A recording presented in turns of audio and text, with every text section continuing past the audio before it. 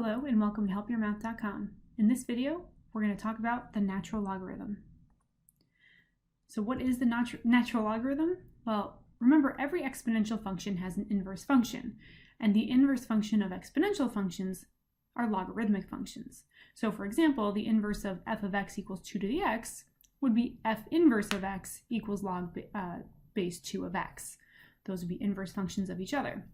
You also may recall that there's a natural base e, named after Leonhard Euler, which is an irrational base, but it's used quite frequently in various branches of mathematics. Well, since e is a special base, we have a special natural logarithm as well as the inverse function of our natural base.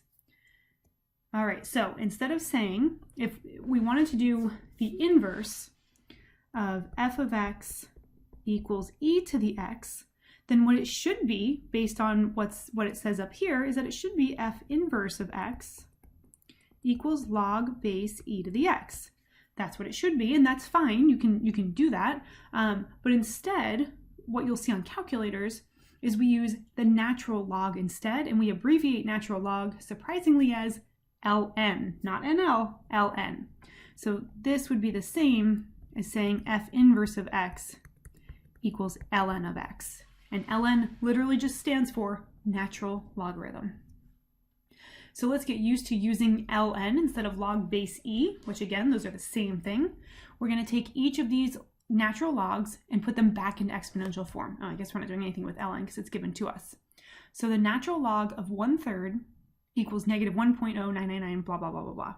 If we want to put this back in exponential form, so just to review in case you forgot, if we have log base b of x equals y, then in exponential form, this would be b to the y equals x.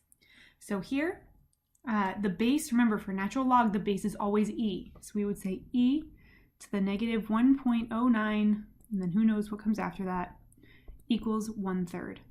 And if you want to verify that on your calculator, well, first you can find the natural log button and try the natural log of 1/3 and make sure you do get about negative 1.099, blah, blah, blah, which we do. And then we can also verify our e by saying, okay, well, e to the negative 1.099 should be about 1/3. It's not going to be exactly because that 1.099 was approximated. And yeah, I get 0.333204, so it's pretty close to 1/3.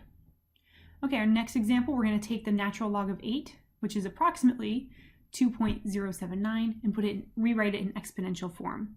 So again, it's going to be the base of the natural log is e to the exponent 2.079 equals the argument equals 8.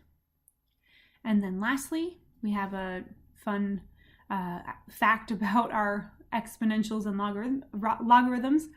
This would be e to the 0, and what is any positive base to the 0 power? It equals 1, as it shows in that example.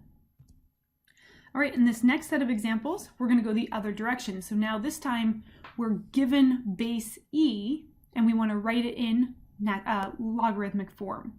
So again, to review what we just said, if we have log base b of x equals y, we can rewrite this, I'm sorry, well, that's fine, as b to the y equals x. So this time we're given this b to the y equals x. Okay, so we're going to say, but instead of log, we're going to say ln. And then what's our argument? Remember, the argument is like the answer. So it's ln of 148.413 ... equals 5. And what you'll notice is that sometimes I put parentheses on my natural logs. I think last time I didn't. There's no reason why I do or don't. If there's a negative, then we do want to put parentheses, but we wouldn't see a negative because that would not be possible. So parentheses are completely optional. I just like them so that I know when the thing ends. That's all. Okay, so our next example, we have e to the 1/4 is about 1.284.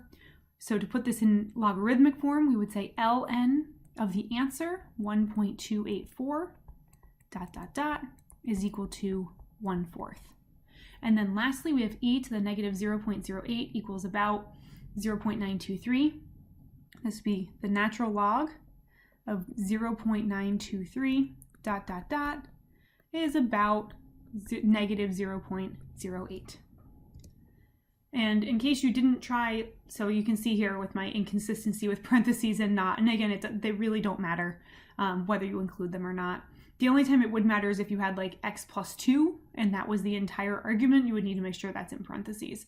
But for just single values, you don't necessarily need parentheses. I just like to include them sometimes, apparently.